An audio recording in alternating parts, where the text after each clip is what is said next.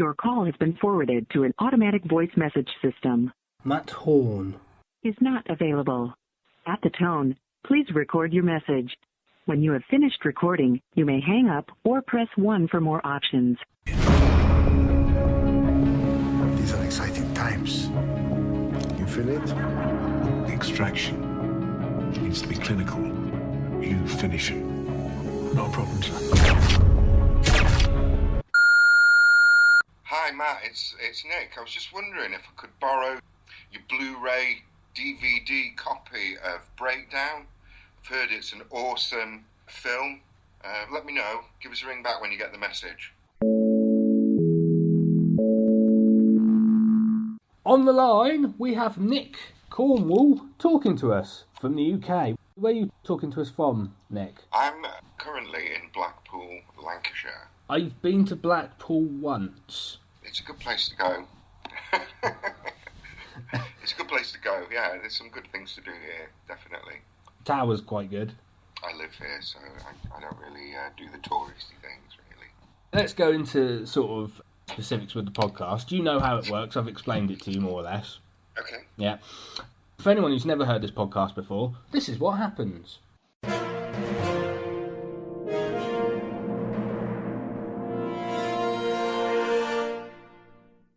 Hello, and welcome to Matt Horn Meets. I am a computer, the Hawk 1000. I am here to tell you how the podcast works. Throughout the interview, both Matt and the interviewee will be selecting objects for use in the final part of the podcast, where the interviewee will be pitching a film idea.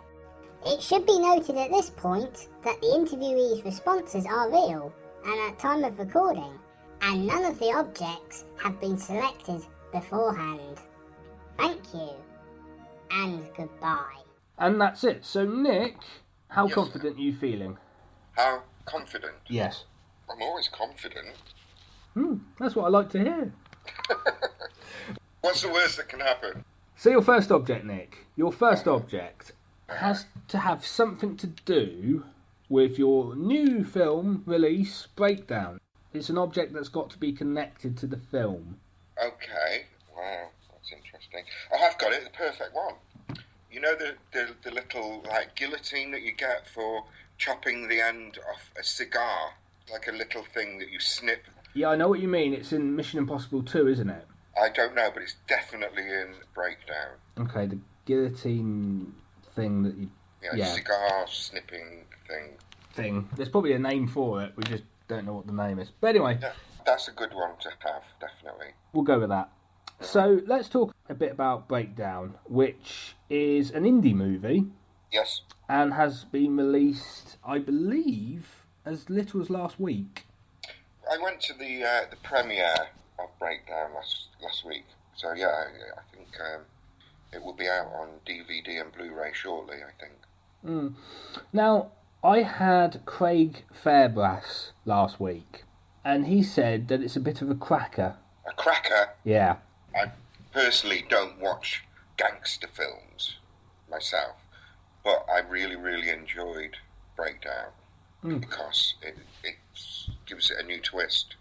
The subtext for it is much more philosophical than you would normally see in your regular British gangster movie, which is, strip joints, cocaine, swearing, football violence, that sort of thing. It's none of that, really, which is good. It's refreshing. So what is the general plotline surrounding the film, Nick? Well, the general plotline is Craig's character is a hitman, and he's starting to have a really serious mental breakdown, and he's hallucinating, and seeing his previous victims are coming back to haunt him, and it's starting to affect his work, and his boss, played by James Cosmo, has noticed, and he sort of gives him an ultimatum that he needs to sort himself out, or else he's going to have him removed from the organisation. So Craig's character decides that he's going to have to take out the boss and all his cronies, but he's doing it to protect his wife and child, which is the crucial point of it. And you're playing Philip Bodin. Yes, it's only a small part, but yes, I play Philip Bowden. How does he sort of fit into it? I'm just one of Craig's victims, one of the people he's bumped off, and I come back to haunt him in his car while he's driving on the motorway. What, you sort of like a ghost in the car? I am there, but he's seeing a hallucination of me in his mind. But yeah, I'm really there screaming at him, and then I get shot in the head. By Craig? I always die in the movies that I'm in. I rarely live to the end. I mean, I have done some where I haven't died and I've become heroic at the end, but most of the time, yeah. You have to bite the bullet, Nick. Well, literally, yeah. or the arrow, or the knife, or the sword, yeah. Literally. So how did you get involved in the project in the first place? Well, I was approached by Johnny Malachi, who contacted me.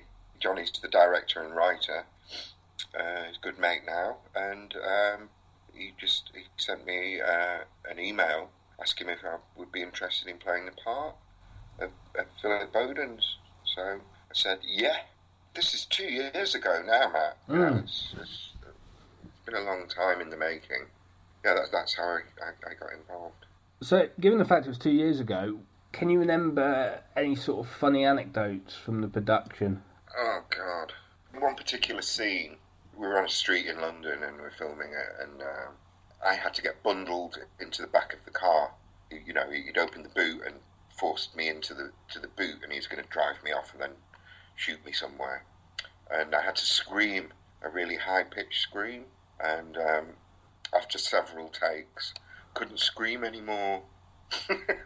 That's all I can remember, really. Screaming the street down in a busy London street.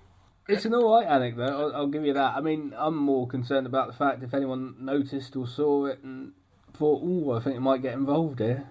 There's production staff on set, making sure that people don't walk in front of the camera and stuff. And, it's all well choreographed and stage managed. But, I was just concerned that I couldn't speak anymore. And they still weren't quite happy with what we'd done. And I couldn't scream anymore. Screaming like a girl. We won't ask you to do an example, obviously. Oh, no, man. Imagine trying to do your highest pitch scream loudly in absolute fear and terror. You can only do it for a few times before you start getting really hoarse, and then nothing comes out. I became known as Philip Bowden's the Screaming Man. So obviously you worked with Craig predominantly. Did you get to work with any of the other cast? Well, it was just me and Craig, but I've worked with James Cosmo before on a movie called Bogeyman. So I've worked with him before, but I wasn't in any scenes with James in this one. And obviously I've become friends with Amanda, who plays Craig's daughter in the movie. I worked with Craig and Amanda on the scenes that I did. Well, Nick, it's time for your second object. Okay. Right, it's an object that I unfortunately have to choose. It's a 5x5 signed photograph of myself. I need something to keep the kids away from the fireplace. I'm being nice. Do I get to keep that? Yes, you do. Oh, wow. Cheers, buddy. So, Nick, the question that goes with this one is, what made you want to get into acting in the first place? When I left school, I went straight to drama college, and then I worked backstage for years. It's always been there. I worked on the shows in Blackpool for years, and I did panto and summer season and stuff. It's quite a theatrical town, really, and there never seemed to be anything else that I wanted to do, so it wasn't a problem for me. It just came naturally to do it. Well, this is a point of the podcast which I love. It's the quickfire round, which isn't a quickfire round, but we're saying it's a quickfire round. Okay. Yeah. This is the part of the podcast where you get to choose from 1 to 5 objects from my sort of unit thing, which is this new thing for 2016. It's a cross between the Doctor's TARDIS and Sherlock's Mind Palace. It's got a big budget, so you can choose anything in the world, anything you want. And of course, the objects that you choose are basically exchanged for more questions about your acting career. Okay. So how many objects would you like? I'll have 3. Don't want to run out of time. How three? I don't want everyone getting bored either. So what objects would you like? Can I have my TV? Is that a good thing to have? What does everyone else choose? Well, I can give you an example. Picture frame, shoe, paddle ball game we've had, scuba tanks. They're rubbish. I'll have a telly, thanks. Telly, okay. Yeah. My laptop. Laptop, yeah. That's good. They're useful. What else is useful? Can I have my electronic cigarette? Yes, you can. I'll have those 3 things. I'll go with that. Okay, so first question off for you, Nick, of the quickfire round, which isn't a quickfire round, but saying it's a quickfire round. Usually, I interview people from the US and Canada. I'm not sure if you know that. No, I did not know that. So, obviously, having a British actor like yourself is not rare, but it's more US and Canadian actors than it is British. My question here for you is, because obviously you're a British actor, what advice would you give to anyone wanting to get into the industry? Because when you think about it, I imagine that sort of the entry levels are quite different. I can only tell you what I did, and then that's what I did. Know how to market yourself. Know who you are and what you're selling. Now, for me, it's quite easy because I'm a lot older. I'm 49, and I look like the character that I'm trying to sell. So I'm 6'1", I'm 15 stone, I'm bald, I've got a beard. You know, these are the sort of characters that I play. Big, gruff blokes, you know. I've marketed myself to hit those key features. So I've got a show reel, which is a 2.5 minute film of footage of me in different films, and that gets sent off to casting directors and producers and stuff. So the first thing that I did was I got my show reel together. I then spent about a year trying to find a decent agent in London, and then that's all you can do really. And then good headshots, networking, and keeping busy,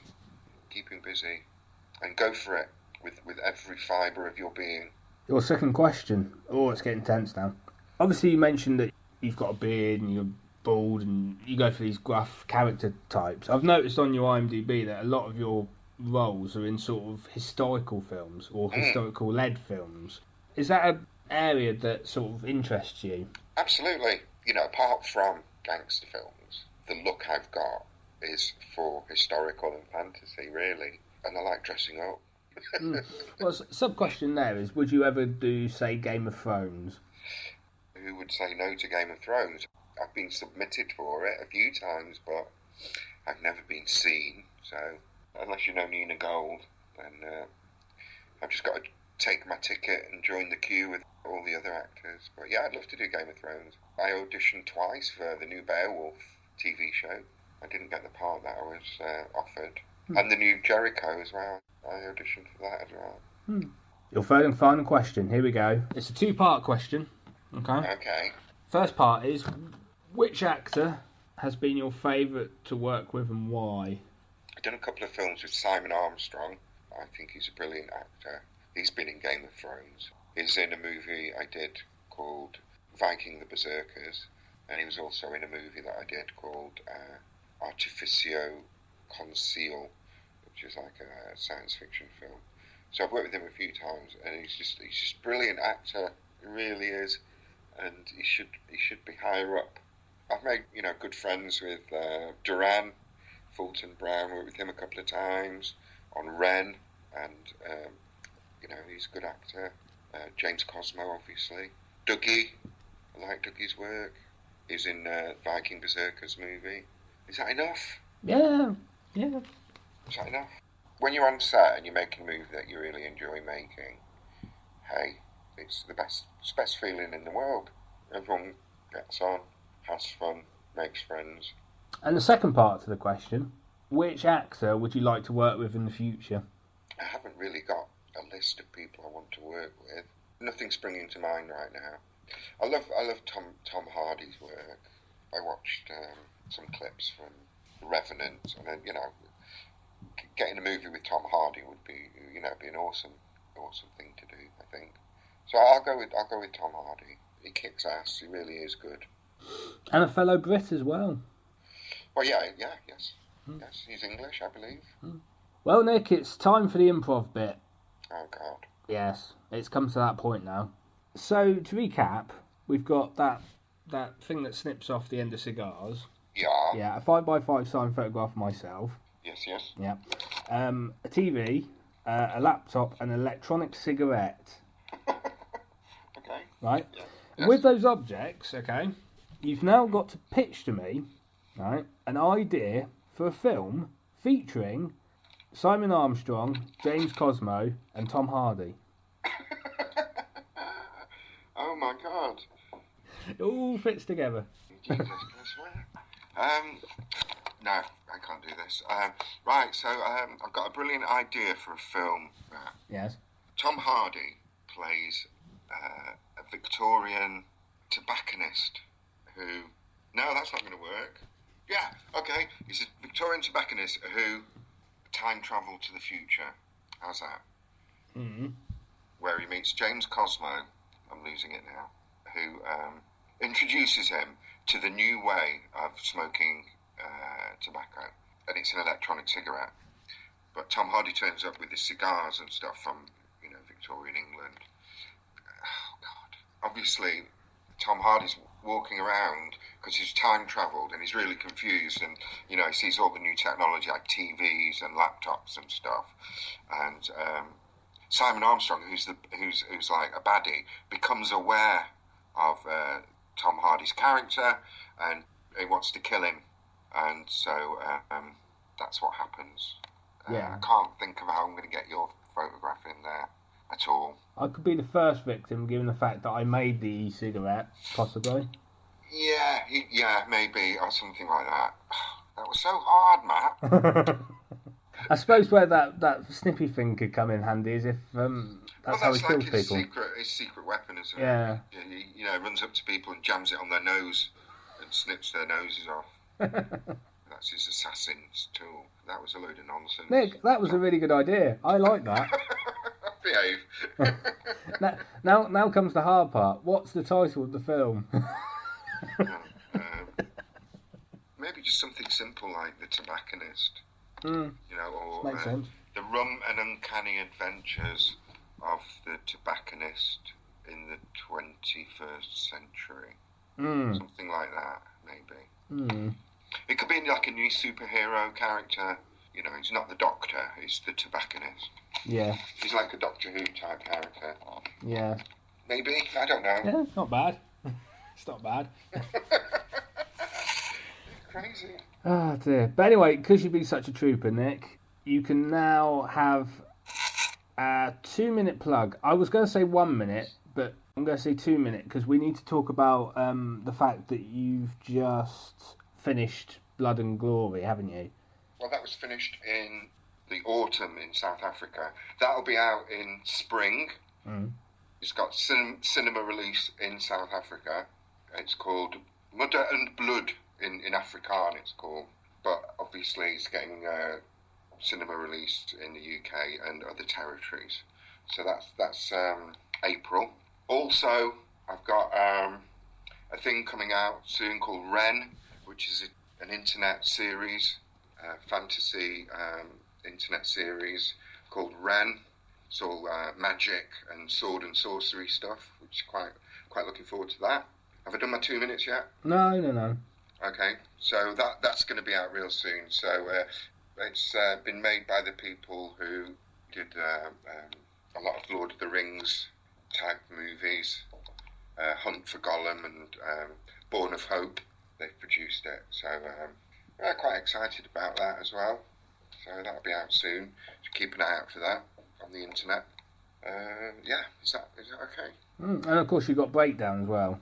And don't forget to go out and buy your DVD copy of Breakdown. I hear it's also going to be on video on demand at some point. Yes, it probably will be on Netflix, maybe. Is that what you mean? Yeah, It'll be on there as well. Well, Nick, it's been a pleasure interviewing you. Thank you very much, Matt. Obviously, thank you very much for your time. Give us a shout when Knights of the Round Table comes out, and I'll do another interview with you then, if that's all right. Because obviously, I need to also point out there as well is the fact that it's is it Guy Ritchie's movie? Yeah, it's Guy Ritchie's new movie. It's still filming it, so I can't really say much about it. That's due out spring 2017. That's another exciting thing to look forward to. Dare I say it again, another historical film. Yes. But when you look like this, I'm not going to play doctors or dentists or politicians. Well, thanks very much for your time, Nick. Thanks, Matt. Lovely talking to you. Bye-bye now. Good luck with the show. Bye-bye. Cheers.